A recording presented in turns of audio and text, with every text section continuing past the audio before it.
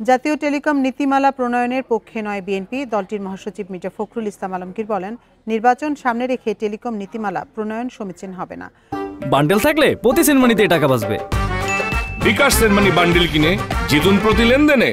BNP চেয়ারপারসনের গুলশান কার্যালয়ে সংবাদ সম্মেলনে তিনি দাবি করেন, সরকারের এমন সব পদক্ষেপ নেওয়া উচিত যেটা দেশ ও জনগণের কল্যাণ বয়ে আনে।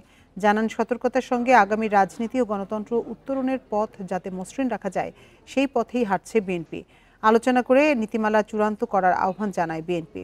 সামনে জাতীয় নির্বাচন থাকায় তাড়াহুড়ো করে সিদ্ধান্ত নেওয়া ঠিক হবে না বলেও মন্তব্য করেন মির্জা ফখরুল।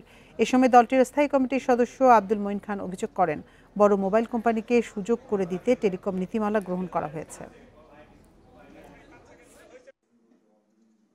বড় মোবাইল কোম্পানিকে এন্টারপ্রাইজ ব্রডব্যান্ড বাজারে প্রবেশ করতে দিলে ছোট কোম্পানিগুলো প্রতিযোগিতায় পিছিয়ে পড়বে এবং একচেটিয়া পরিবেশ তৈরি হবে। এই ধরনের একটি জাতীয় গুরুত্বপূর্ণ নীতিমালা এ সময়ে একতরফাভাবে প্রণয়ন করা সমীচীন হবে না বলে বিএনপি বিশ্বাস করে।